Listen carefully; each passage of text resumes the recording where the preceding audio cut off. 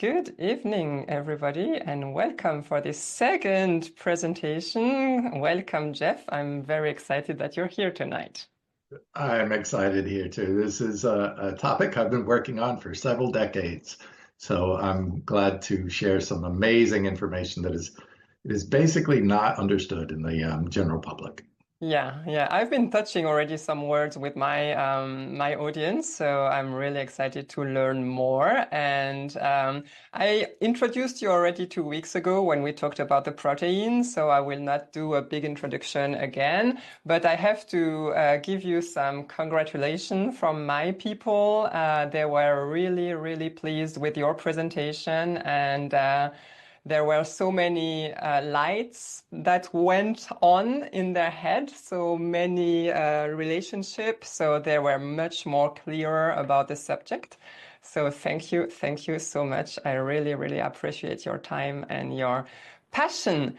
And I know that, like when we turn plant-based, the two big subjects are proteins and omega-3. Yes. So we had an amazing presentation on the proteins, and I know that you've been researching for the last 20 years on omega-3. So, I mean, who could be the better person to talk about this than you? So I'm really, really thankful for that. And more than 30 studies you went through. So I guess you will have a awesome presentation. And as I said in German, we will have some time for question at the end of the presentation. I received a couple of questions already from the audience, so I will ask the first question first, and then you'll have time for more questions at the end. So it's all yours. Well, before we get to launch into the presentation, I thought we'd do a little Q&A right up front, just to get a gauge of where people are at on their understanding of omega-3s. So I'm going to post a couple of key questions in the chat, and just go ahead and type in your response in the chat. And Cool. I'll do this group chat. Yep. Okay, the first, what are the only two essential omegas? And Suzanne, no cheating. I Yes, know you know. I just will translate it in English, in German. Okay. I guess they had the German translation already also on the subtitle. So der Vorschlag von Geoff. And if there is anybody speaking English, just feel free and answer the question already. Geoff hat vorgeschlagen, dass wir ein paar Fragen in den Kommentaren stellen, einfach mal in Interaktion zu kommen, sodass er auch weiß, wie weit er nachholen muss. Und seine erste Frage ist: Was sind die einzige zwei essentielle Omega-Fettsäuren? Wie heißen die denn? Schreibt einfach irgendetwas, was euch in den Kopf kommt. Es gibt keine schlechte Antwort, es gibt nur Antworten. Seid nicht schüchtern.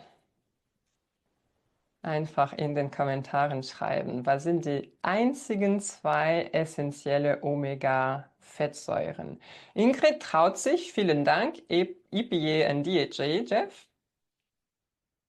And this is actually the most common answer I get. And I'll give a minute too for more people to respond. Go ahead and just type in your response what you think the two essential omegas are. Yeah, Gabby says also DHA. And I'm with look, I'm no judgment here. No, because it's what we hear all the time. Yes. So, yeah.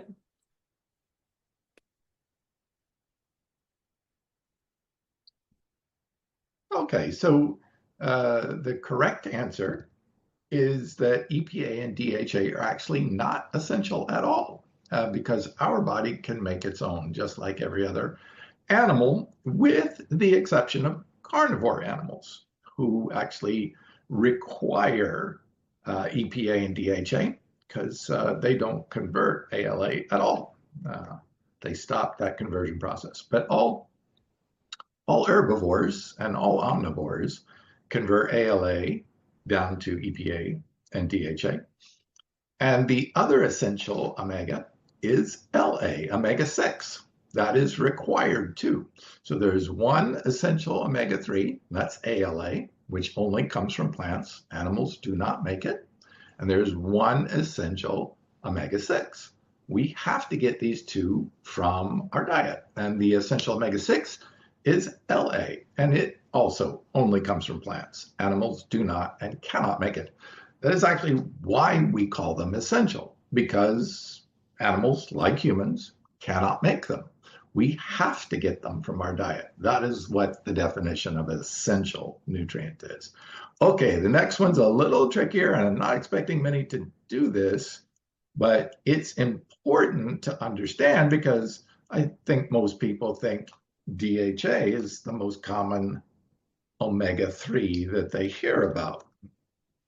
So how much omega-3 DHA is actually required by the brain daily? Just take a guess. Genau. Die Frage, und da könnt ihr wirklich raten, irgendeine Zahl, wie viel Omega-3 DHA ist vom Gehirn pro Tag, wird vom Gehirn gebraucht pro Tag. Wie viel? 0,3 Milligramm, answers Wolfgang.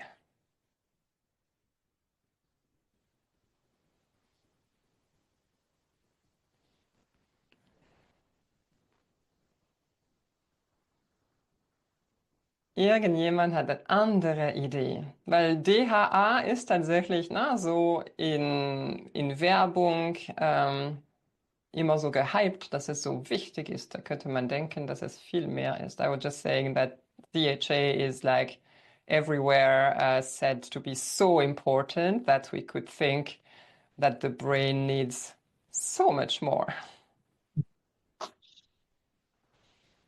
And Wolfgang is actually pretty close. It is within the range. It's about 2.8 to 3.6, or 2.4 to 3.8 milligrams.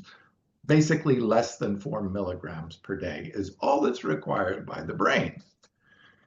So if we only need 4 milligrams, why are we consuming 250 to 1,000 milligrams in a supplement if we only need 4? Okay, so the last question is how much of the omega-3 that everybody consumes, everybody on the planet by average, how much, what percentage, put that in there, of omega-3 that we consume in our diet, what percentage of omega-3 is ALA from plants? Remember, ALA only comes from plants. So out of all the omega-3 we consume in a day, that's everyone, regardless of your dietary pattern, whether you're vegan or omnivore or meat eater or keto or carnivore diet, doesn't matter. What percentage of omega-3 on average in the human adults, what percentage of that is ALA? Wolfgang is saying about 50%. Das heißt, wie viel von den Omega-3, die wir zu uns aufnehmen mit der Ernährung, ist eigentlich die erste essentielle Aminosäure Alpha-Linolensäure ALA.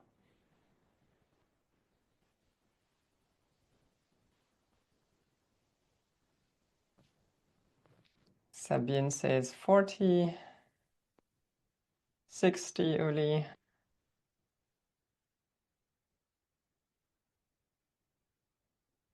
Interesting. Okay, and I'll put the correct answer up because no one was even close at all. About 95 to 98% of all of the omega-3 we intake in our daily diet comes from ALA. So why are we focused on this 2% of our diet that is preformed EPA and DHA? Why are we making that more important than the other 95 to 98%? And if we're consuming all this ALA, why would our body not utilize that first for conversion process? So once you understand how perception is so different compared to what most people think EPA and DHA are essential, they are not. ALA is the only essential omega-3. Most people think that we need a lot more omega-3 DHA than we actually do. Most people are taking 250 milligrams. We only actually need 4 milligrams per day for our brain. That is, they actually did a radioactive tracer. So they cleared out all of their diet and gave them no omega-3s except radioactively traced. It's called radioisotopes.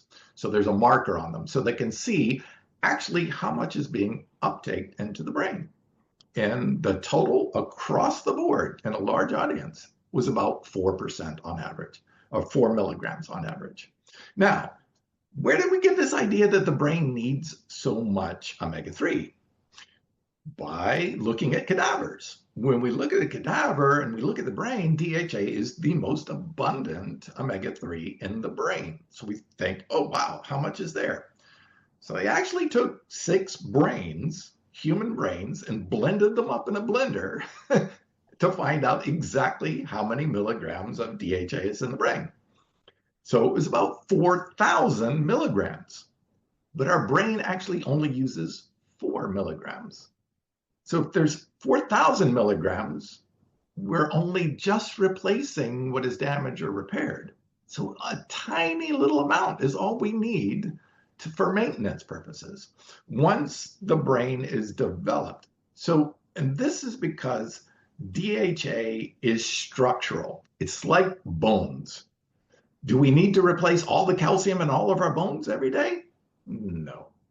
We just need a little bit to replace some of the bone that is lost from the day. We're not replacing the whole skeleton every day, or we'd need so much calcium it would kill us. And the same with the brain. The brain is made up of a lot of structural. It's in the membranes of all the folds of our brain. So it's there, but we only need a tiny bit of DHA to replace it every once in a while for maintenance. Now, if there's not as much damage or inflammation in the brain, we actually need less. Most of the studies are showing those on a healthy, whole food, plant-based diet actually have a lower requirement for DHA. And this is why we see it. Now let's jump into that. Now, I want to share one other thing, because a lot of people will say omega-3s are good, omega-6s are bad. And that's not at all the truth. It's so far from the truth, we need to correct that in our conversations. So how much omega-3 is required, total omega-3 intake? What is the recommended daily requirements for omega-3? It is 1.6 grams per day for men and 1.1 grams of omega-3 for women. So basically 1.5 grams, 1 to 1.5 grams is the requirement for omega-3 for proper health and functioning for the whole body. How much omega-6 is required for the body? For adult men, it's 17 grams. That's 10.6 times more omega-6 is required for the body for healthy functioning than we require of omega-3. So if we were actually looking at this, we would say, wow, we actually need a ratio of 11 times more omega-6 than omega-3. So why is all this function saying omega-3s are more important or better for you than omega-6? It's just absolutely not true. The opposite is true. On a pure quantity basis, we have to consume much more omega-6 to support our overall health. As a matter of fact, the higher you consume omega-6, the lower the rates of cardiovascular disease. So actually, omega-6 is more important than omega-3 for our overall health and nutrition. Okay, so let's dive into the presentation. Let me share my screen. This is going to be fun. Now, we're going to do a deep dive in the science. but I don't want you to be concerned because I will explain and simplify the science. And of course, I'll let you have questions time because some of this may not make sense at first, but I'm hoping when you see the pattern all the way through, you see the wisdom of the human body and why it does and chooses to do what it does. So let's go ahead and share my screen for the presentation. Just let me know if everybody's seeing the presentation. Yes, perfect. Awesome. Okay, this is me on the stage. So just a quick, I've been ethical vegan for 40 years, and I have not consumed a single milligram of DHA in 40 years. That is preformed DHA. That means, okay, what is preformed DHA? Preformed means that it's formed before entering the body. So ALA, you consume it as omega-3 from plants, and the body transforms that ALA into DHA and EPA and many other forms. If it is formed outside, like you see it in an animal product like fish or like algae, that is called preformed, meaning it's formed before entering the body. I was selected as the number 40 of the top most influential vegans by Plant-Based News. Okay, let's get down to why this has been such a passion for me. Obviously, I went vegan for the animals, and there is no species on this planet that is more killed and more suffering than our aquatic life. Roughly 90 billion land animals are killed for our food supply every single year, but 2 to 3 trillion fish, and that is not even including what they call bycatch, all the turtles, dolphins, baby whales, otters, everything else that gets caught in these giant nets, starfish, just octopus, all of those are just waste. They're killed and wasted, thrown back into the ocean. So 2 to 3 trillion fish are killed every year. We have depleted over 50% of all life in our oceans in the last 40 years. At the rate we're going, we will empty the oceans of life forms within the next couple of decades. That's not sustainable. Dr. Bill Harris, who created the omega-3 blood test, stated, this is not only not sustainable, if we actually told people and everybody followed our recommendations for omega-3 DHA, we would empty the oceans today, and there would still not be enough omega-3 to feed everyone. So this suggestion that everybody should be taking omega-3 supplements is the fastest way to end life in the oceans. It's not sustainable, and we have to find a different source. Okay, so here is the actual conversion chart. There are only 2 essential omegas. They're at the very top, the omega-6 linoleic acid and omega-3 alpha-linolenic acid. I know they sound a little bit, but they're very different. One's an omega-3, one's an omega-6. And this is the conversion charts. So on the right-hand side, you'll see the omega-3 alpha-linolenic acid. It converts to stearidonic acid, or SDA, then to ETA, then EPA, DPA, and way at the bottom, the last conversion step is DHA. Now, why does the body have this conversion step set up this way? This is so that our body, through epigenetics, can turn on and off the production of the enzymes that cause each one of these conversion steps. It's so the body can tightly regulate the exact amount of DHA that is in our circulation. So we don't have too much, we don't have too little. It turns off an enzyme and starts the conversion process, and it turns on an enzyme when it needs it. So turning off and on these production of these enzymes is how our body controls and regulates how much of each of these 6 forms is produced and utilized. Because our body uses all 6 of these forms for different purposes. The same with omega-6. So if you see the enzymes that are used, delta-6 desaturase, that is the first step in the conversion process. That's going to be important. I'll talk about that later. But the enzymes in our body's ability to produce these enzymes can vary depending on your genetic makeup. I'll explain that a little bit later.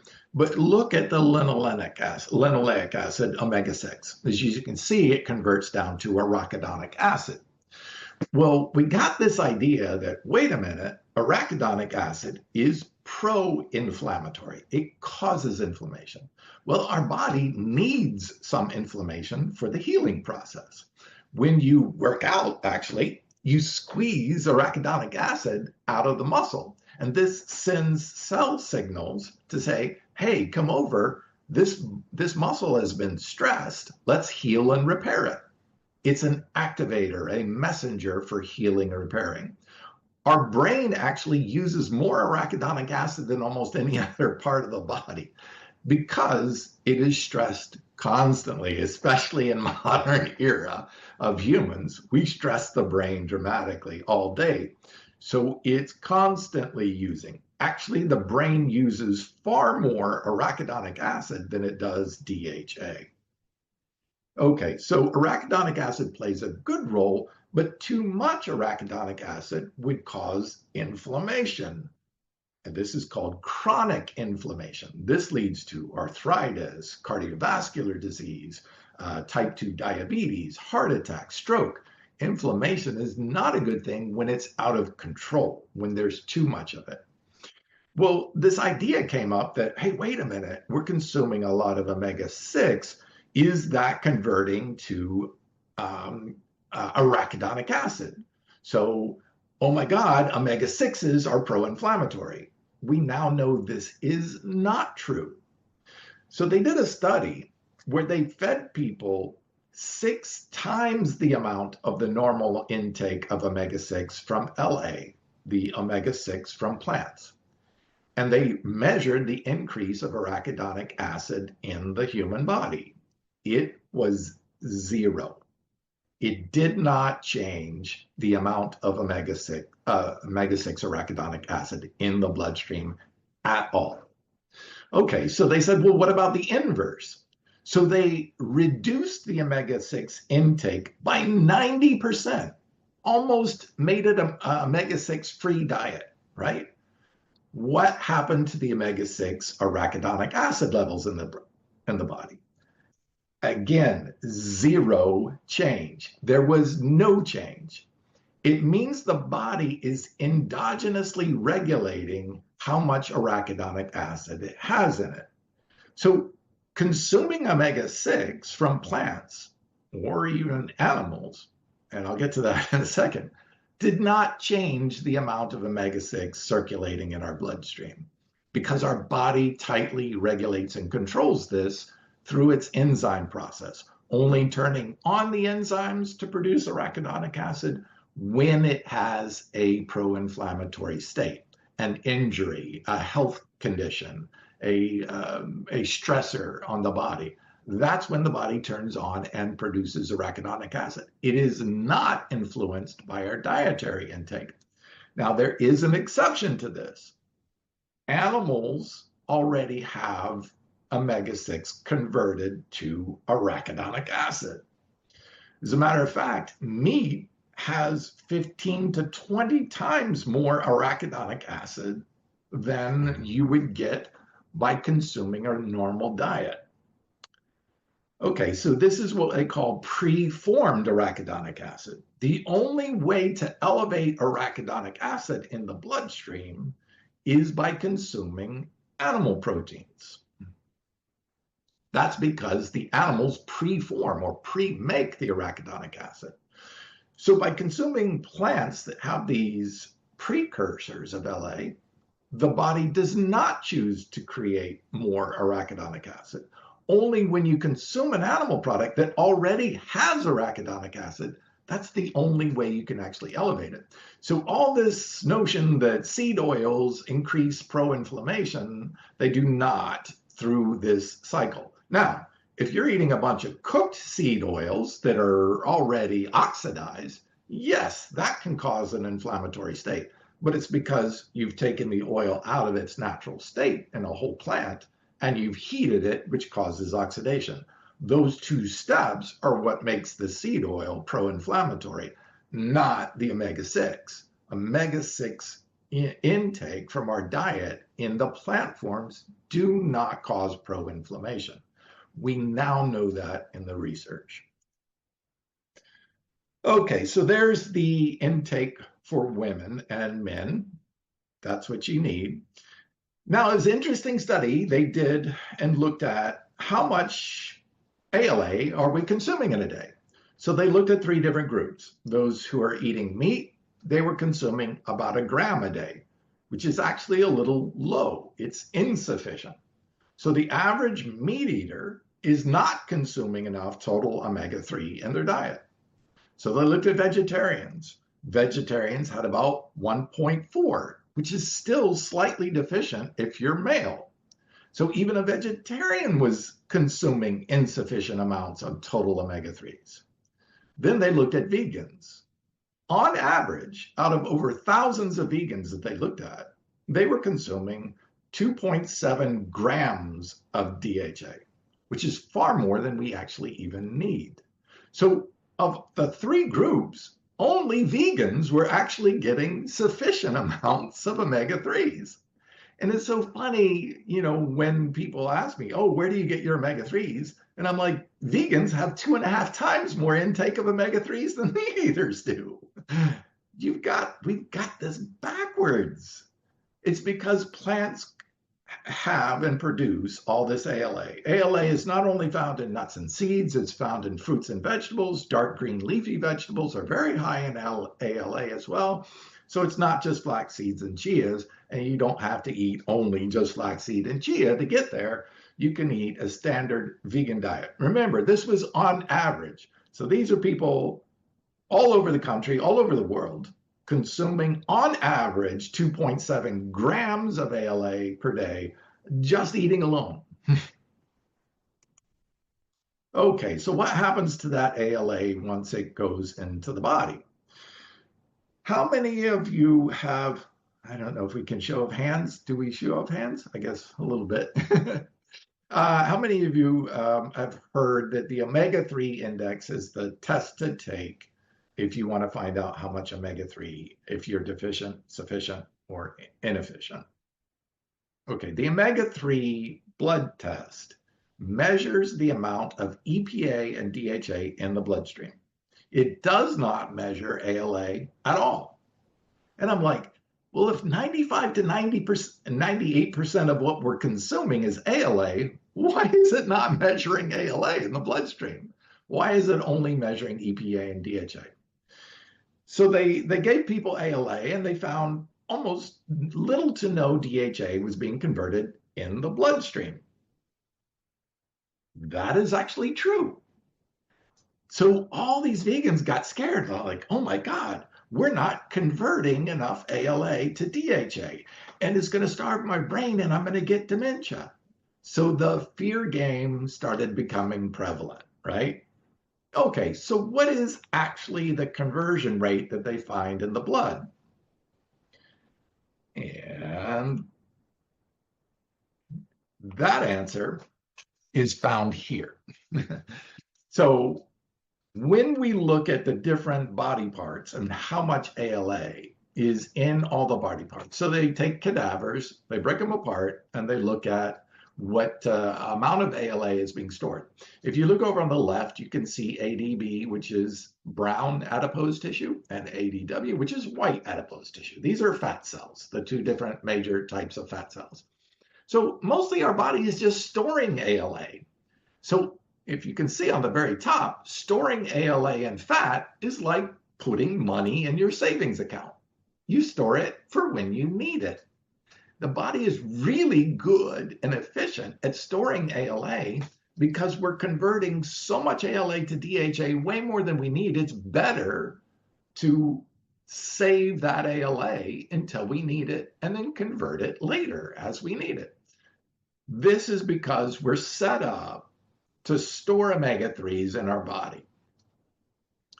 When they actually looked at how much omega-3 DHA was stored in the body, they found in the average adult from cadavers, 50,000 milligrams of stored DHA in our fat tissues.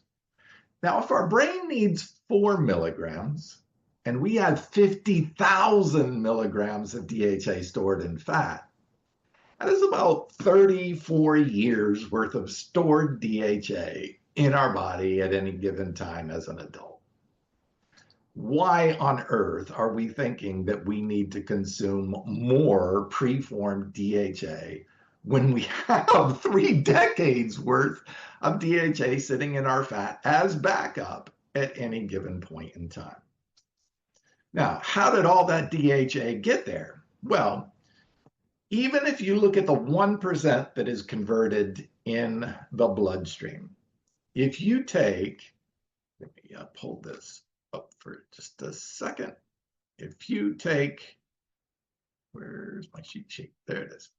Okay, if you take vegans consuming 27 grams of if you take the 2,700 milligrams of ALA being consumed by humans, vegan humans on average, and multiply that times 1%, that is 7 times more than the brain actually requires, being converted right in the bloodstream. And the funny thing is, that's not actually where the bloodstream is even converting. The bloodstream is, you can see right here, red blood cells, RBC in orange. You see that little orange one? It's about 6 over from the right, maybe 7 or 8 over from the right. It's called RBC. Those are red blood cells. Do you see? You can barely see the amount of omega-3 that is in red blood cells. It's tiny. It's almost meaningless how much omega-3 is in red blood cells. Well, then you look at the liver, the blue line in the middle, and you see that's the highest opposed to skin, because skin has subcutaneous fat where it's being stored as backup. But the highest amount is in the liver. Okay, so why is that? Well, the body will convert ALA all the way down to DHA only when it needs it. So it's better to store ALA. It's like taking ALA as a dollar bill, or in the US, or a Deutschmark in Germany. You would not convert it down to a quarter or a dime or a nickel or a penny unless you needed a penny, right? You don't walk around with a bag full of pennies. You walk around with dollars. It's because you wait to convert that dollar to pennies only when you need it. Well, the body does the exact same thing. It only converts to DHA on an as-need basis and then stores that extra DHA in the fat tissues. Now, this is a unidirectional conversion, which means it only goes one way. Alpha-linoleic only converts to SDA and all the way down. DHA, if you consume DHA, you do not get any of the other 5 forms. It does not retroconvert or convert back into other forms. As a matter of fact, when you consume preformed DHA from algae or fish supplements, the body thinks it's converted its own and turns off the enzyme and halts conversion process. So you actually blunt or stop the conversion process of all this ALA. Remember, 90+% of the omega-3 that you're intaking is ALA. So that's by far the most abundant source of omega-3. And by taking a DHA supplement, you're falsely telling the body, whoa, there's way too much. Let's stop the conversion process. Now you've just made your body really inefficient at converting that ALA to any other forms. As a matter of fact, the conversion process stops at EPA. And what we see is there's a backup. ALA keeps converting to EPA because that's the natural flow and process. But the body, once it sees excess DHA, stops the conversion at EPA, and we see EPA start to back up. Your body overproduces EPA. And this can be not a good thing for a whole host of other reasons, which we won't get into right now. But you are disrupting the flow by introducing preformed DHA into the body. Geoff, have you stopped your presentation on purpose? Because here Oh, we sorry. won't Let's see. Sorry about that. No problem. From current slide. There we go. Yes. Okay, so there is the conversion flow from ALA to SDA, ETA, EPA, DPA, and then finally at the very bottom, DHA. DHA is at the bottom so the body can control how much DHA. So you can see at the bottom here, let's see, adult intake about 2,000 ALA, at a 1% conversion is over 5 times that the body actually needs. Okay, so why did we get these assumptions about ALA conversion being too low or inefficient? It's because they were measuring it in the blood, in the red blood cells. Now, the body intentionally does not convert ALA to DHA in the blood. Why does it do this?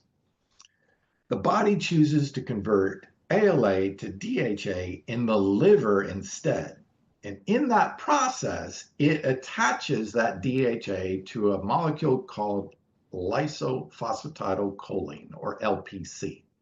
Now, LPC DHA is bound to the DHA, and that way it can only be mostly used by the brain. It crosses the blood-brain barrier and can go in there and attach. That's exactly what you want. That's where brain DHA majorly comes from. Over 90% of the DHA that reaches the brain is LPC DHA. Now, why does the body attach an LPC? One, so it can cross the brain barrier and attach in the brain, but two, so that it won't go anywhere else. What happens if you convert a lot of ALA to DHA in the bloodstream? Let's get to that. So this is the process of ALA converting to DHA in the liver so it can cross the blood-brain barrier. So fish and algae DHA is what's called triglyceride or TAG DHA. And this increases red blood cell DHA.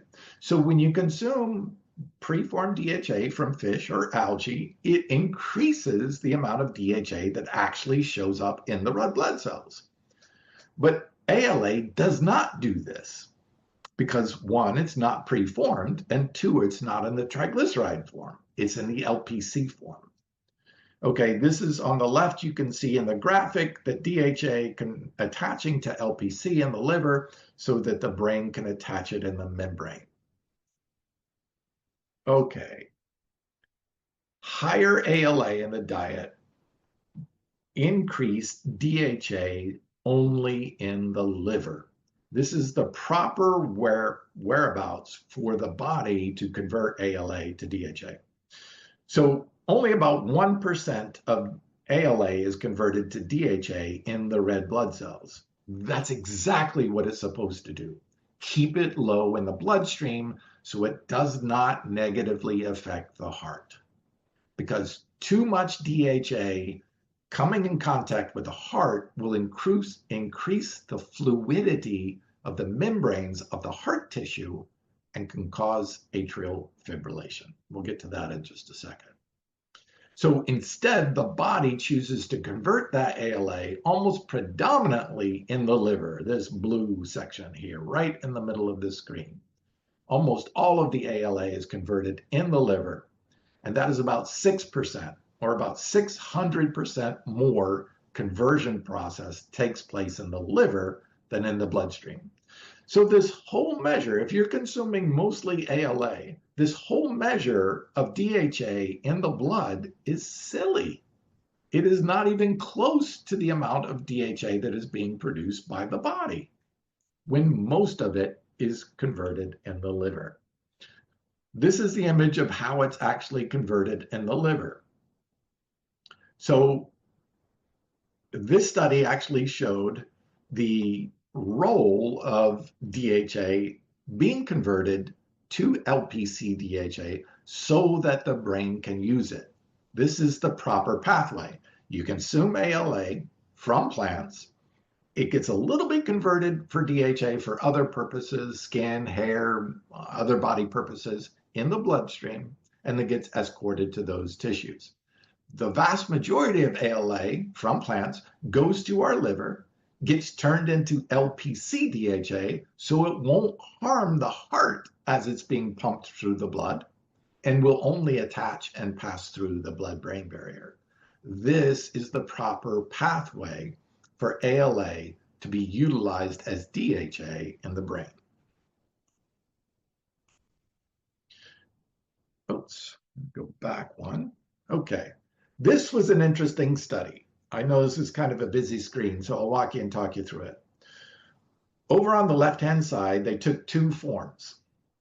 TAG DHA, or triglyceride DHA, which is from fish or algae, and it showed that it increased red blood cell DHA.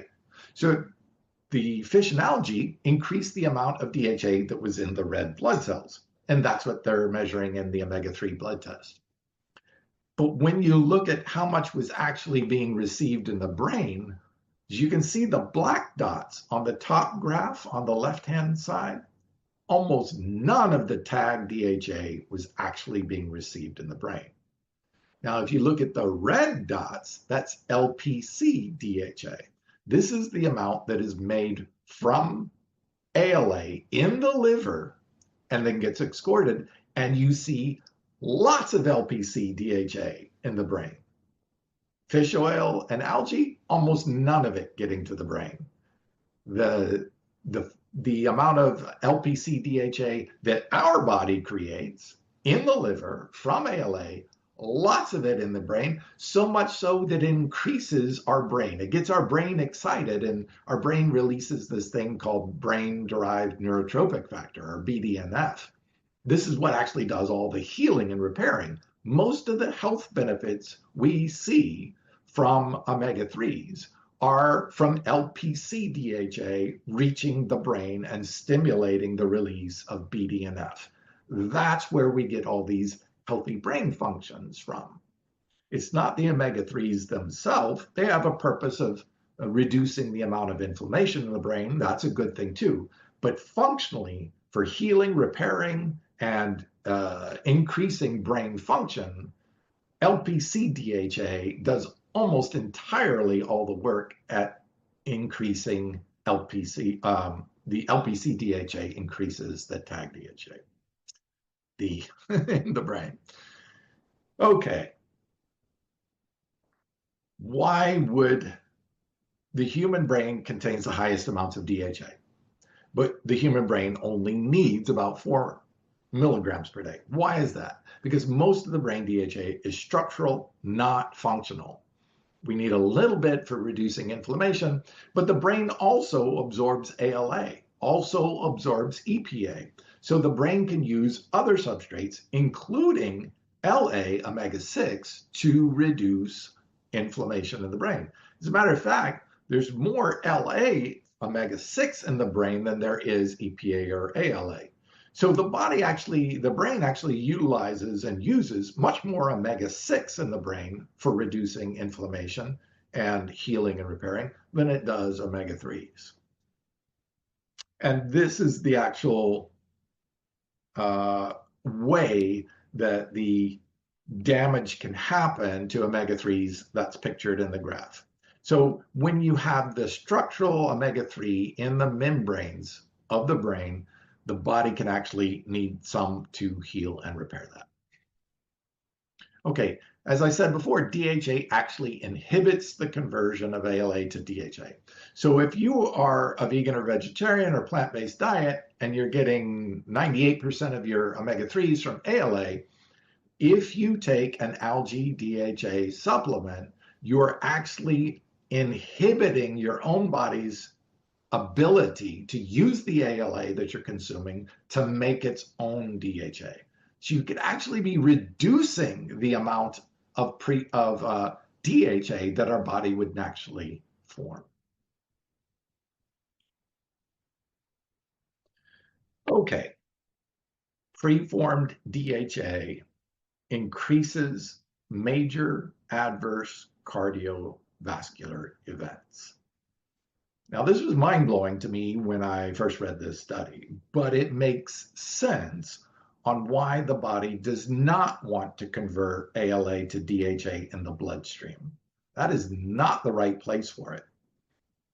Now, when they looked at this, this was the first study. It's called the MACE study. MACE stands for Major Adverse Cardiovascular Events, like heart attack, like coronary heart disease, cardiovascular disease, hypertension, high blood pressure.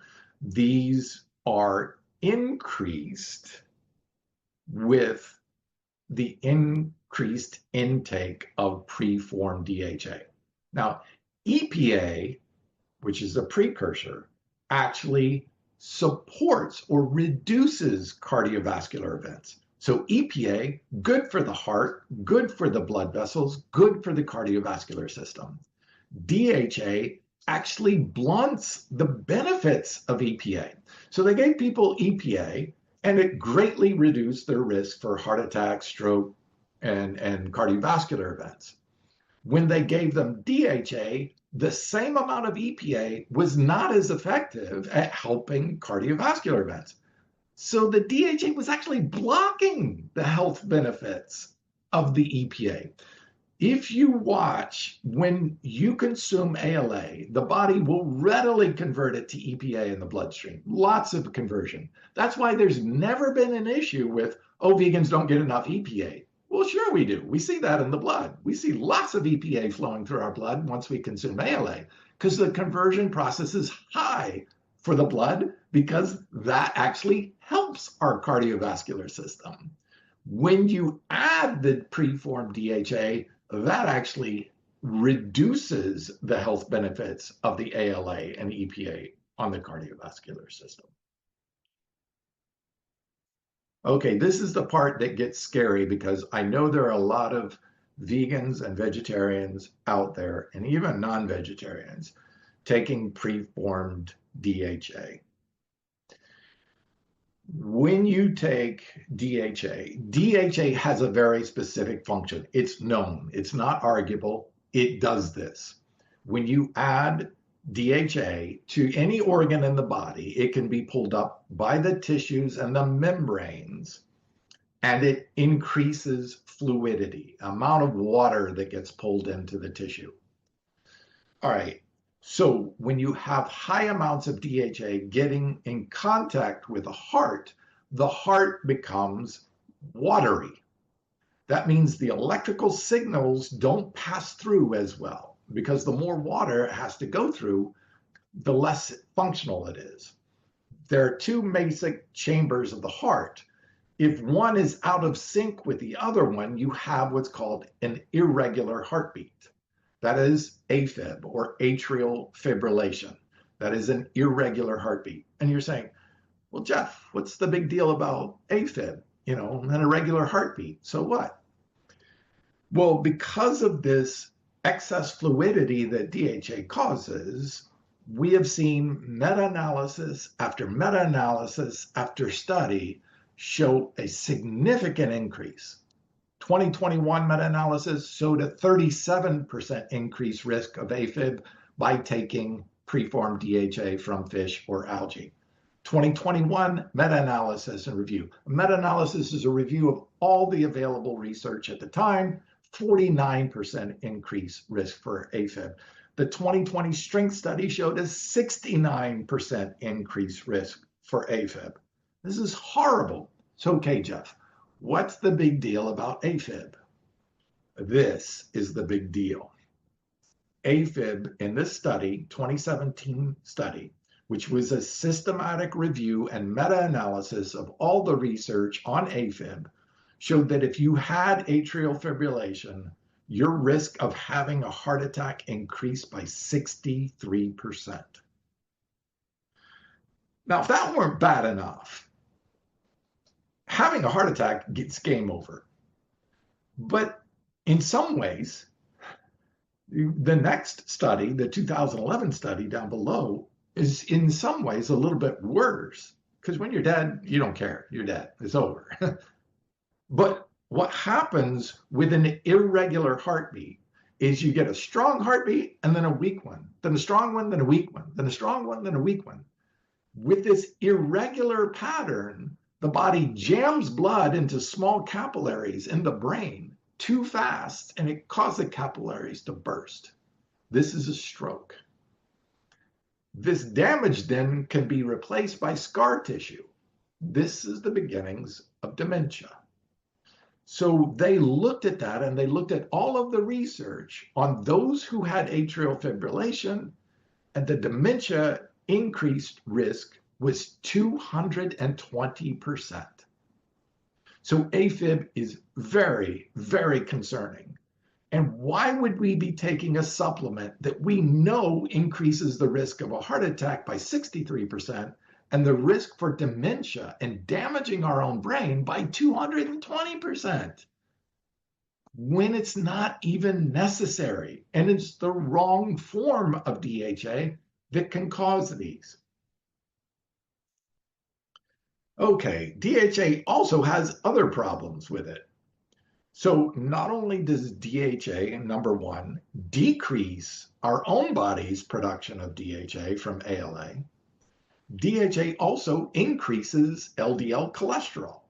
Now, LDL is the bad cholesterol that can lead to heart attacks, strokes, hypertension, but it also increases major adverse cardio events. It increases AFib.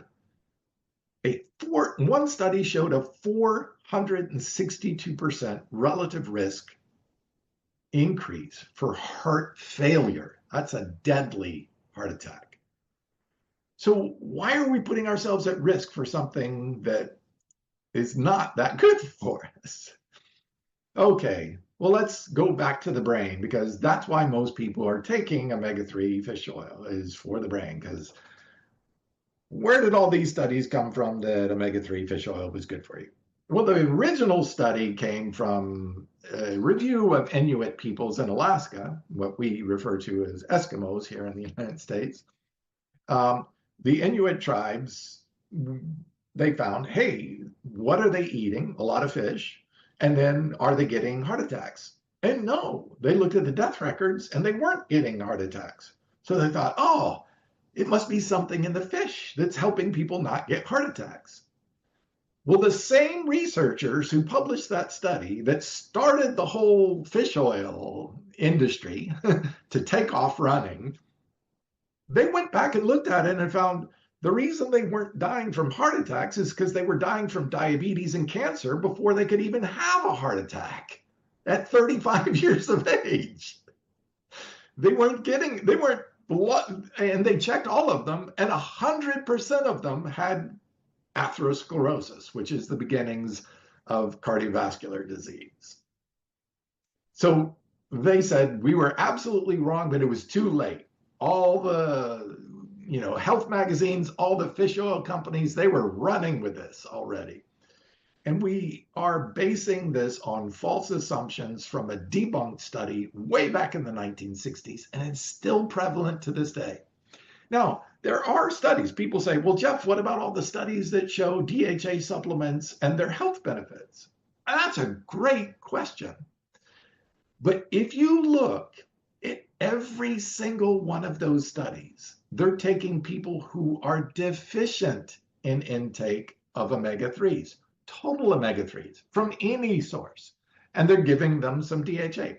So of course, if you need some omega-3s and you're giving somebody who is not getting enough some more, they're going to get health benefits. Of course. But is it the DHA or is it any omega-3? So it wasn't until 2023 before somebody asked that question and said, wait a minute, what happens if we take somebody who is actually sufficient in omega-3 and give them DHA? They found no benefit whatsoever. Now, if you look at studies that find null benefits for DHA, null meaning no health benefits, almost all of them are looking at people who are already intaking sufficient amounts.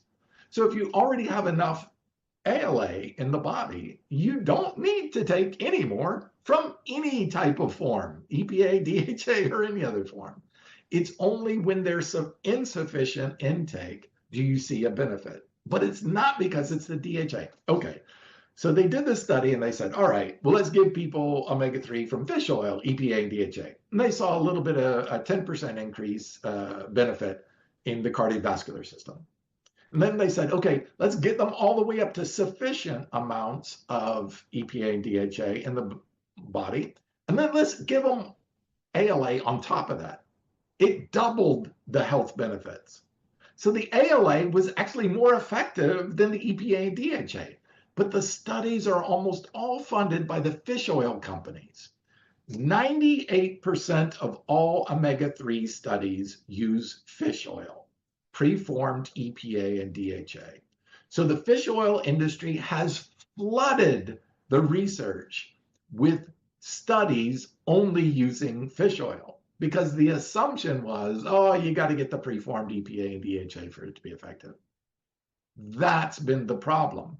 We've never included, hardly ever included ALA in the picture. If you did, you would see if you're taking sufficient ALA, there will be zero benefits from taking EPA and DHA unless you have a chronic condition where more than maintenance is required. All right, so let's take a look at these two studies. How much DHA is actually reaching the brain? This is the most important. Not how much you're intaking, not how much we actually make, but how much is actually getting to the brain. Well, when they they looked at people with consuming curcumin, like from turmeric in their food sources, they found that curcumin enhances the synthesis, means your body is making more DHA, and it actually escorting that DHA to the brain, increasing the uptake of DHA in the brain. We now know there's a bunch of different plant polyphenols that accelerate or increase the uptake of DHA to the brain. So they said, wow, so plants are actually increasing how much DHA is actually pulled into the brain so that it can be used by the brain. So the study down below looked at, well, what about those eating a high amounts of animal proteins? Well, animal proteins are generally come with saturated fat. If you look at meat products, egg products, dairy products, they have saturated fat in them. This study found that a high fat diet, especially saturated fat, blocked or inhibited the amount of DHA in the brain. So you could be consuming lots of DHA, even taking DHA supplements, but if you're eating a high animal-based diet, that DHA is not even getting to the brain. That's the important part. It's not how much you consume, it's how much actually arrives and being used by the brain. Plants increase that rate of uptake in the brain. Eating animal products, especially those high in fat and saturated fat, decrease the amount of DHA getting into the brain. Here's the competitive charts that I showed you. This study showed that the ALA to LA ratio does not increase the amount or decrease the amount of DHA synthesis. So this idea that too much omega-6 interferes with the conversion is simply not true. We even see on the left-hand side, they decrease the amount of omega-6 and you have the same amount of arachidonic acid, no change.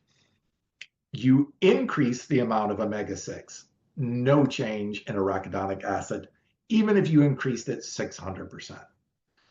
So ARA, the arachidonic acid from omega-6, does not change because the body regulates how much it produces. The exact same true with DHA. The body regulates how much DHA it produces. They use the same enzymes to convert omega-6 as they do omega-3. So you turn off one, you turn off the other. You turn off one, it can be used by the other. So some of these omega-6s and omega-3s serve dual purpose. If you have more omega-6, the body will use omega-6 for anti-inflammation. If you have more omega-3, the body will use more omega-3 for anti-inflammation. They can be interchangeable. The fact that there's more omega-6 used by the body actually, and I got this from Bill Harris himself, dual PhD, one of the brightest subjects in the omega research, he said that the body has a preference for omega-6 because we use more of it, because we can use it for both pro-inflammation and anti-inflammation. It is far more useful by the body than omega-3, which are predominantly only anti-inflammation. Now, there are structural components, like some used in the brain, but it's minimal, 4 milligrams per day to maintenance for structural purposes in the brain. Okay, what about genetics? Now, this is where it gets interesting, because there is a thing called ApoE4. ApoE4 is a genetic makeup, and some people have 1 or 2 copies of this gene. Based on that, it is considered the rate limiting factor of how much ALA our body can convert efficiently to other forms like EPA and DHA. Okay, so how do you know if you are born with an ApoE4 variation, also called a FADS2 or SNPs, which is single nucleotide polymorphism? It's a change, a difference. Your genes are different than my genes. Do you have ApoE4? Well, it's estimated that about 25 to 30% of people have this ApoE4 gene. Now, ApoE4 can be important for a lot of different things. There's higher risk for breast cancer. There's less ability to convert ALA to SDA and all the rest of the forms. So let's take a look at that. Okay, if you look at the graph on the left-hand side, the first step of converting ALA, the omega-3, using delta-6 desaturase, that's the enzyme called FADS2 that converts that first step. So if you have an ApoE4 gene variation, then your body doesn't produce delta-6 desaturase enzyme as well as someone who doesn't have this variation. Doesn't mean you don't produce it at all. That would be terrible. People would actually die from it. It's not the case. It's just that you don't do it as efficiently.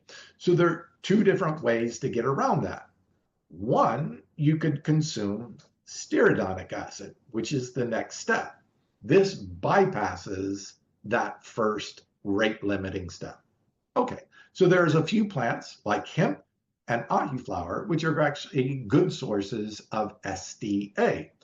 Now, this will make them better for people consuming that have this ApoE4 variation.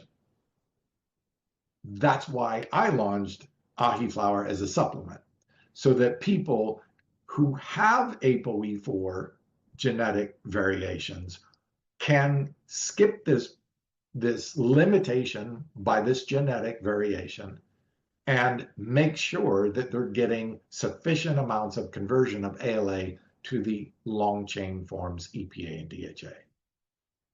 They have showed in published studies that stearidonic acid, or SDA, in ahi flower converts to EPA and DHA 4 times more effectively than ALA does, because it bypasses this rate limiting step.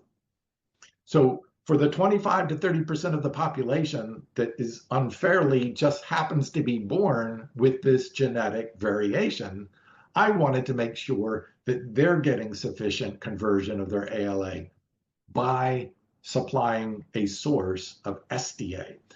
Ahi flower is the richest source of SDA of any plant ever discovered, by far. Hemp is probably the second best source, and ahi flower has almost 8 to 10 times the amount of SDA as hemp. But if you don't want to do supplements, I understand. I totally get that. I support that. I applaud that. Then you should probably focus on making sure that you're getting at least some hemp in your diet on a daily basis, unless you've had your genetic testing done and you know that you don't have that ApoE4 variation.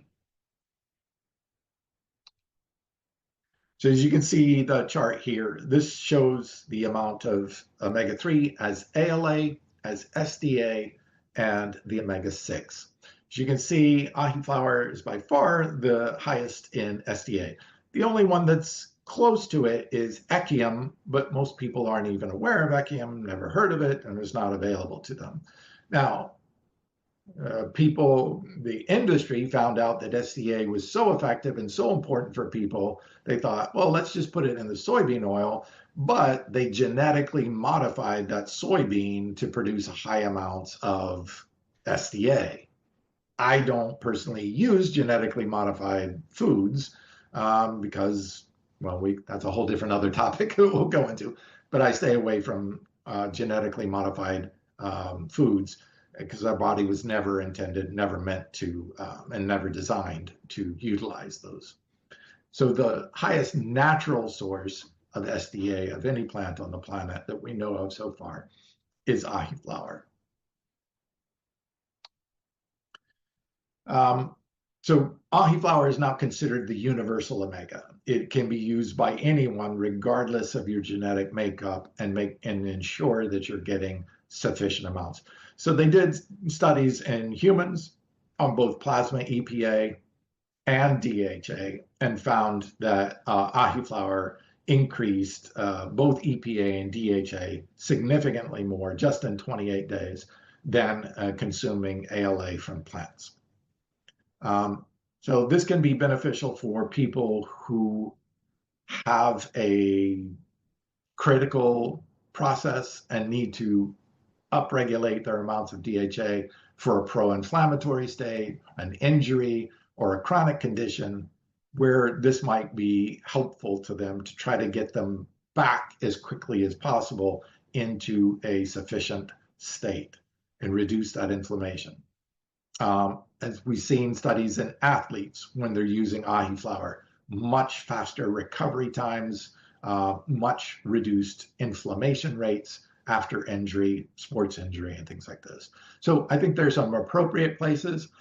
Basic maintenance is the reason why I take it. But again, there are other food sources where you can get ALA, and then a few food sources, very few plant food sources that are high in SDA, and hemp's probably one of the best.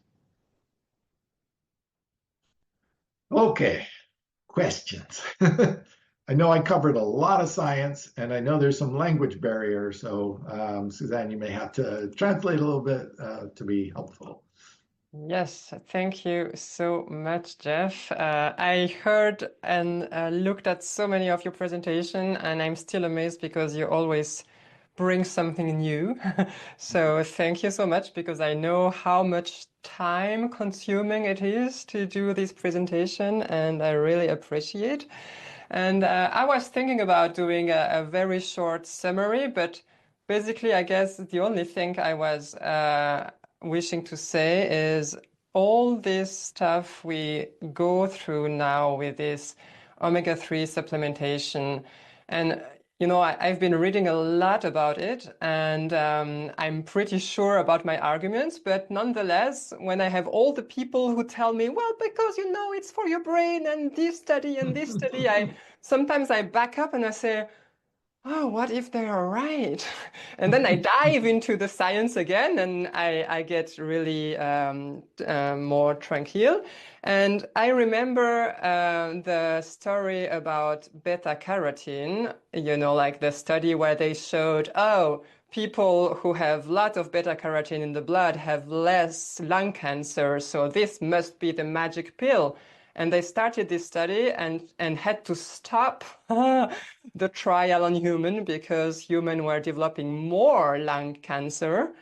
And then I remember the words from Dr. T. Colin Campbell from his book Whole, or from his book The Future of Nutrition, when he say we have to stop to be so reductionist and try to solve everything with a magic pill, and we have to do the job. Because, I mean, we just have to do the job. And if the broccoli and the rucola could be packed in a pill, everybody would buy it. But it's much more difficult to change eating habits, but it's the only way it works. So thank you for your presentation. I will definitely re-listen to it.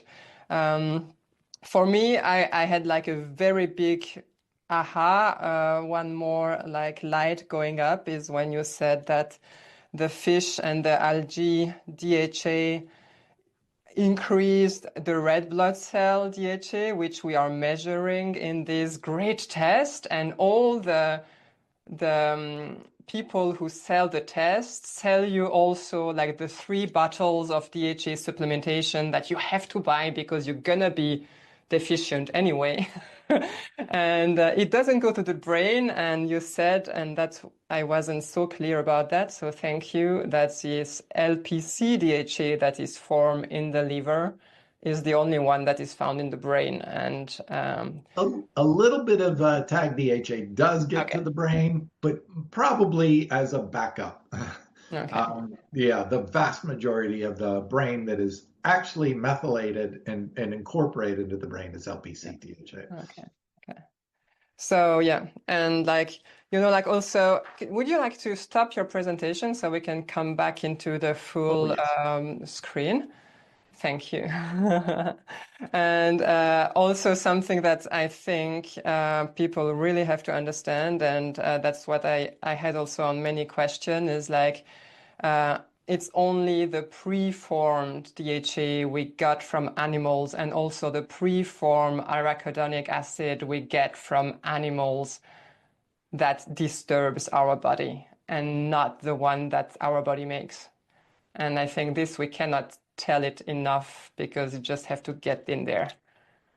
And that's exactly why the plants, our body is made to get that precursor, the first, and allow our body in its own wisdom to convert only what it needs, where it needs it, in each specific tissue. For each gender, women need more DHA than men do. So there's a higher conversion rate in women. We know it's gender specific. We know it's also condition specific. We know it's age specific. We know all of these things are adjustable variations that our body is really good at turning on and off all those enzymes to convert just what it needs. And then we just take this big bolus of and throw it in there on the pot, and the body's like, whoa, hey, that's way too much. That's not, you're messing up my whole balance here. Yeah, Yes. crazy. I've been looking at the commentary, and I will take the first question that was asked by Thomas and Suzanne, and they ask, "What do you think about C8 empty coil capryl acid?" I'm not sure what that is. So maybe Thomas and Suzanne, if you want to switch on your microphone, and I Let will me just see it wait. written. Or you can write something more. Oh, okay, MCT oil. Yeah. Okay. MCT is a fat that it's a medium chain triglyceride, so it's in a triglyceride form. MCT, yeah, not MTC, it's written MTC. MTC, Okay, yeah, yeah, medium chain MCT right. actually, yeah, medium chain triglyceride. It is more easily utilized by the body for energy, so it's what they call a fast burning fat. But there's only a small amount in our dietary pattern, so it's not a significant. Doesn't usually make a significant impact on our body unless we're consuming a lot. There, it is used by some athletes as a way to increase water retention. So they stay hydrated for functional reasons for that purpose.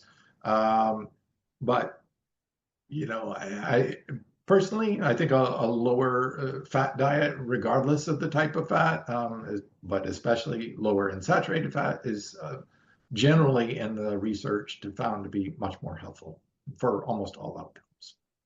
Yeah, I agree with you. Wendy is asking, shall we assume not many supplements of any kind are needed if we are eating a plant-based diet with many leafy greens? That is true with an asterisk. Like I discussed, there are some people with genetic variations that may require adjustments either to their diet or might find supplementation helpful, especially if they don't want to be very hyper restrictive about their diet in order to meet those. Is it still possible to meet those? Yes, you could dramatically increase the amount of ALA and overcome this ApoE4, but is that a practical reality? Are people really going to do that? And if not, are you harming yourself by lying to yourself saying, well, I'm getting enough? That's not a good response either. So we have to be honest with ourselves. Are we committed to making sure every day we're eating way more than the average person does in order to meet our needs? Or are we doing other measures to simply adjust for that? You just have to be honest with yourself. If you are going to take that food path, you can. It, there's challenges to it, and just be honest with yourself. Your body doesn't care if you think you're getting enough. It only cares on if you are getting enough. Yes, thank you. Her second question is, how do we handle the information that the plant-based omega-3 with DHA from algae is causing harm if we've been taking them for the last year? And so the good news is that AFib is reversible by and large for most people, unless it's genetic, unless you're born with that. I've had several people find out about my lectures and had AFib and immediately stopped taking algae DHA. And every person that I've talked to that's had that and taken algae DHA, all of them, 100% of them have stopped having AFib after stop taking DHA, prefab DHA, 100%. So I'm not saying that's going to happen for every person. You may, again, like have a genetic situation that won't matter about your dietary intake. So that could be a different thing. But it would be one of the first things I look at if you do have AFib is stop taking it. And you can go to a doctor and they'll tell you right away if you have AFib. They'll just put on a stethoscope and they can hear the irregular heartbeat. So it's real simple to understand. And I even had a partner who came and worked for me because of that, who had AFib. And as soon as he stopped taking fish oil, his AFib went away. It took about 3 to 6 weeks, but the AFib disappeared. With that AFib being such a risk for heart attack and dementia, it's something you should take seriously. Get it checked.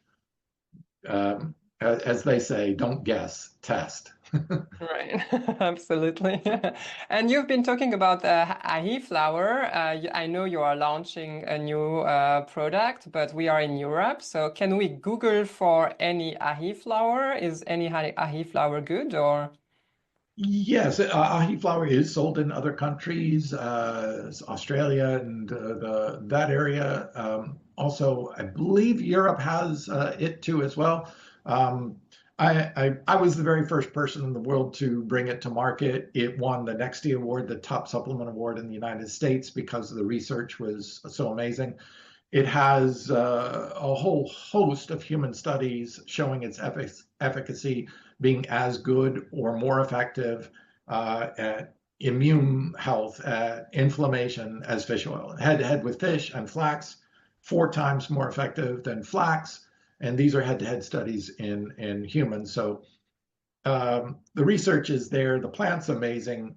Whether you buy it from me or not, I'm a research geek. I'm about people's health. And when I saw, hey, wait a minute, I'm a vegan, but there may be vegans out there with ApoE4, up to a third of the population may have this ApoE4. and are not consuming enough ALA to supercompensate for it, let's give them something that they can at least do into the time being until they can change their diet, at least so they're not harming themselves or putting them at risk for dementia or cardiovascular issues.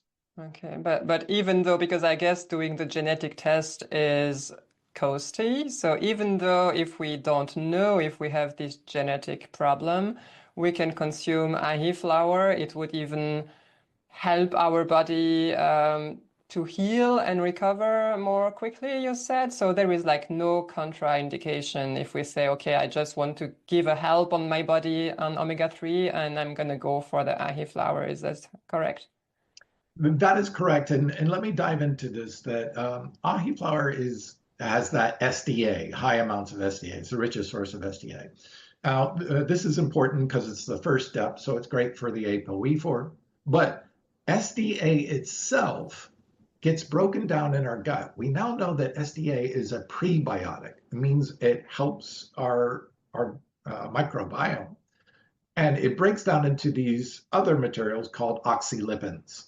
Now, oxylipins have up to 1,000 times more powerful anti-inflammatory effects than the actual major forms of ALA, EPA, or DHA.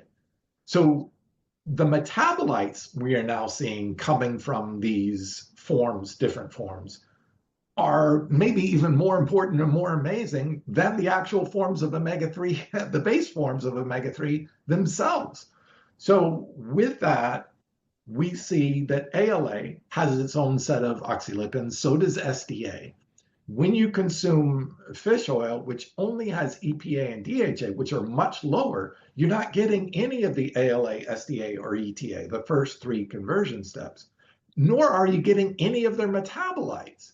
So you're missing out on half of the total metabolites available through this breakdown and metabolization of omega-3 forms. That's why plants have mostly ALA or SDA. Oh, cool. Thank you. I have another question. Uli is asking, well, like ALA is everywhere in green leafy vegetable, in every plant, and we've been advised to get enough of it by adding also 2 tablespoons of ground flaxseed in our porridge or on our salad in a day. And he asked if it's advisable to do so. Yeah, so flax and chia both need to be ground. Yeah. Flax and chia both can pass through our digestive system unchanged at all. That's a nice way that the plant has of saying, well, if you eat some of them whole and swallow some of them while chewing them, then it's going to pass through. You're going to sit it on the ground as a nice pile of fertilizer and the plant can grow again. So that's the way the body is. The plants are using our body as a way to reproduce. Remember, if the seed drops directly below the plant, it's not going to do the plant very good because another plant can't grow directly underneath it. It's saying, hey, I'm going to give you some of my seeds to eat. You eat them and then go poop somewhere else, and then my offspring can grow over there. So this is the symbiotic relationship that we have with plants. We help them populate by getting their food, getting their fruit, getting their seeds, getting their leaves, and then scattering that and fertilizing it elsewhere so the plant can populate the planet. It's a symbiotic relation. We help them, they help us. Absolutely. And the ever coming back question, what is your thought about coconut oil? Yeah, so coconut oil is one of the richer plant sources of MCTs, which we just discussed. Also has some different other fatty acids that are interesting, but for this purpose, we'll just say it's high in saturated fat. So I would watch my intake on that a little bit. It's probably not going to be a big deal. Saturated fats are more stable than other forms of fats, but they also have detrimental effects in the human body. Saturated fats can raise cholesterol. If you have high cholesterol, even if you're plant-based, I would watch your saturated fat intake, including from coconut oil. Also, when you heat oils, regardless of the form, you're going to increase the oxidative amounts of oxidative end products in the oil. So best if you do use them in moderation and use them in their cold state, not heated. Thank you. And last question from Ingrid. What difference in quality in different ahi flower products do we have to look for? It's only produced by one company, and it's cold pressed. It's what they call crop 365. So it's grown by farmers in the UK only, and the whole process is supervised. So you can actually look at the bottle of ahi flower and see where even the farmer and when and where it was produced. Because I've been Googling it in Europe here, and it seems to be a supplement sold for horses. Yes, so it's got published studies in horses reducing inflammation obviously for race horses, but for horses in general, and also in dogs. Purina added it to their dog chow because it's so effective at reducing inflammation, which we see for bone and joint issues in dogs as well. Okay, so that was so good for children, good for pets, good for animals, good for everyone, really. Perfect. Thank you so much. I guess from all the questions I've written down, you answered everything in your presentation. So, research geeks rule the health info web. Thank you, Wendy. Yeah, Wendy is a friend of mine in my PhD work. So it's so nice. She is attending all your presentation. Yeah, and she said thank you. Well, I guess we did a very good round on the omega-3 subject, and thank you so much, because for me it was again a very constructive, it made me stronger on my argumentation as well. So yeah, and it helped a lot of my German audience as well. So thank you so much for your time. And if there is no other questions. Yeah, but I always thought, hey, wait a minute. Plants are better because of the fiber, better because of the polyphenols, better because of the antioxidants. They make all the micronutrients. They're better for our health outcomes in every aspect. And I'll even talk about B12 one time with you, maybe in another episode. Yeah. But plants have all of the nutrients we need except for D3 and K2, which is made in our gut. Why would we be so wrong on this one omega-3 DHA? It made no sense. If everything else was better in plants, why would this be wrong? It just didn't make any sense. And it took a long time because there was almost all of the research has been dominated by fish oil. And unfortunately, when people start citing studies, they're going to cite fish oil studies because that's almost all that's available. Yeah. So it's been very difficult process to really find. Oh, finally somebody talked about ALA or SDA, and that's why it's been so difficult and been so long, and why there's such an extreme bias, because this has been what the fish oil companies wanted you to do, is make you afraid that you're not getting enough, afraid that you're going to get dementia or heart attack if you don't consume their product. And it's a marketing lie. We have the evidence now. Even a position paper came out just recently saying that ALA is sufficient for all your EPA and DHA needs. The researchers and the doctors and the physicians are finally starting to come on board and say, no, this is just wrong. We do not need this. This is advertising, it's marketing by the fish oil companies, and it's fear-based marketing. It's the worst type of marketing that I really hate. If you want to tout the benefits of a product, great. If you want to scare people into thinking that they need it, then you are using a manipulative technique to try to fear people into buying your product just to make money. That's the most abhorrent type of marketing I find in the marketplace. I know, it makes me crazy as well, because it's like people who don't know how to read scientific papers, which are 99% of the population, will just look at the big titles on the Time magazine, like butter is back or whatever. And they don't know that the whole question is, what are you comparing with? And you said, like all the results that showed positive effect were done on people who were deficient. So of course it's going to be positive. And it reminds me, like all the time people tell me about cholesterol and it's not so bad and the eggs are not so bad, and say, well, like when you look at the science that has been done on that, it's been done on people who have like 280 milligrams cholesterol in the blood. So of course if they ate 5 more eggs in the day, it will not make a huge difference. Correct. Because they will have to substitute it with something else they will not eat, which is animal. So it's very difficult to get a clear head on that when you don't know how research works. And also, it's not a critic, because I've been working for a couple of years in a lab in the research, and I know how hard it is to have the financial support. And lots of the studies that are done now are supported by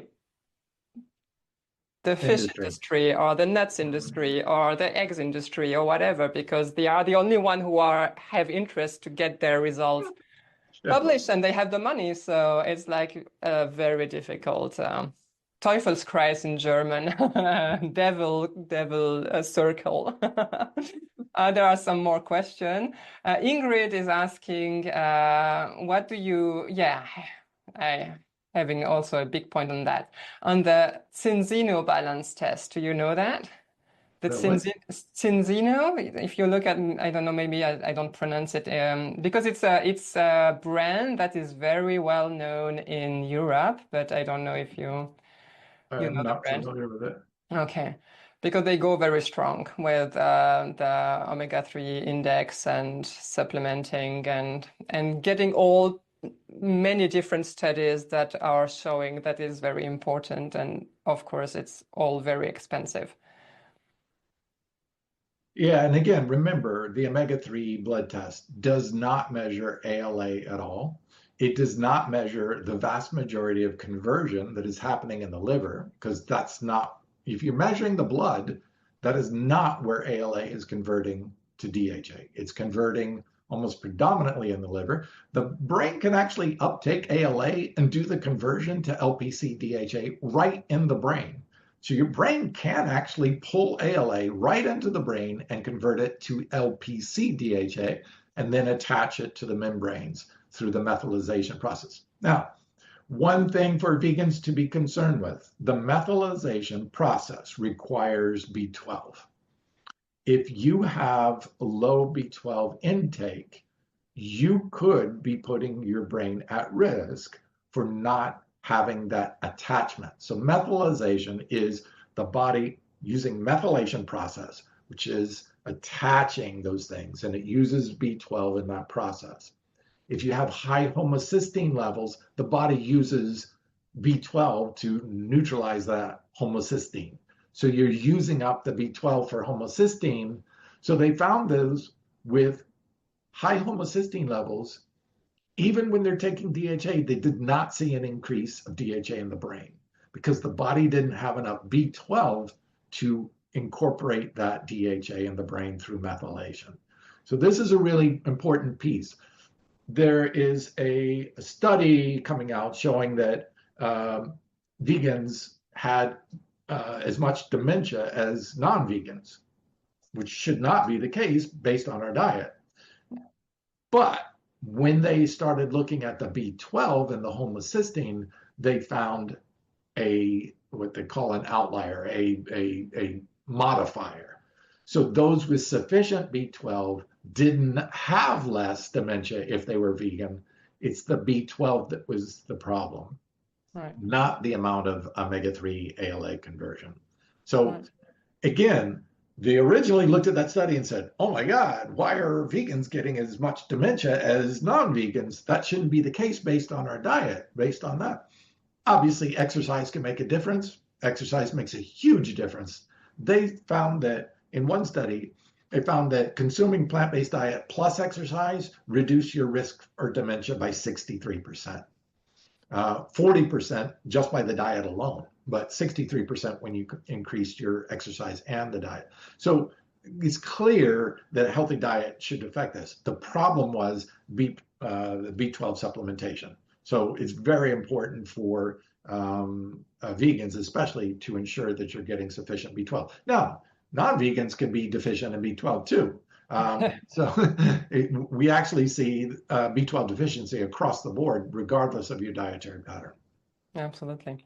3 more questions. Ingrid is coming back on this Cinzino test, and she said it's not done in the serum, but inside the cell. And the Cinzino test does the omega index test, so it's the red blood cells that are tested. Yes. You're right. Yes, and that's correct. So they're actually not even measuring what's in the red blood cell. They're measuring the DHA in the membrane of the red blood cell. So remember, the founder, the guy who invented the omega-3 red blood cell test, it's called the omega-3 index, or the O3I.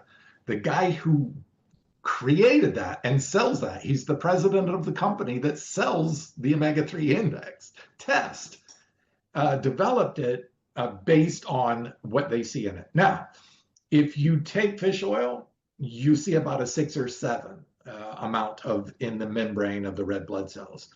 If you're vegan, you see about a 4. All right, so that's lower, but does lower mean worse? No. I just was listening to an interview saying that they have looked at vegans who have never consumed DHA in their life, born vegan, born of vegan parents, and never have consumed any animal product all the way through adulthood, and it's still a 4. It still has EPA and DHA in the red blood cells. It means the only way that could get there is from ALA converting to EPA and DHA.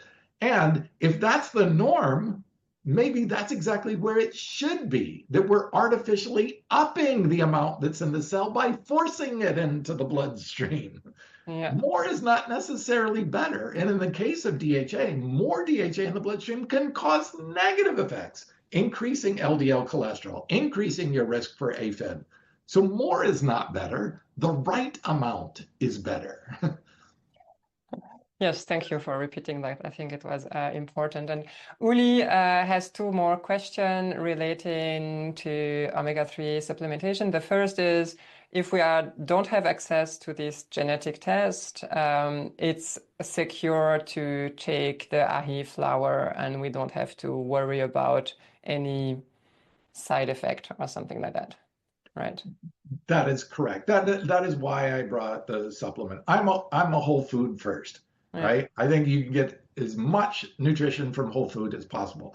I am actually going to be launching the very first whole food protein powder from mycelium, because I want people to get away from this processed, isolated, plant-based or animal-based proteins, which are all isolated and concentrated.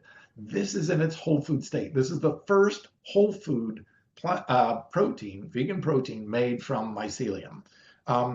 I'm a strong advocate for whole foods, but there is a case where if you don't know and can't afford the test, don't be at risk. Don't put your health at risk.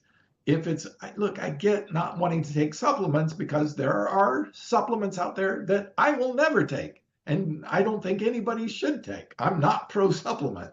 I'm pro-nutrition, and I want to make sure that people get the right amount of nutrition that they're should be getting from their food, but based on genetic variations, there may be reasons why maybe you shouldn't. Same with vitamin D3. I know there's a big controversy about D3, but let's be honest, we're not exposed to sunlight the way we would be in nature. We're just not.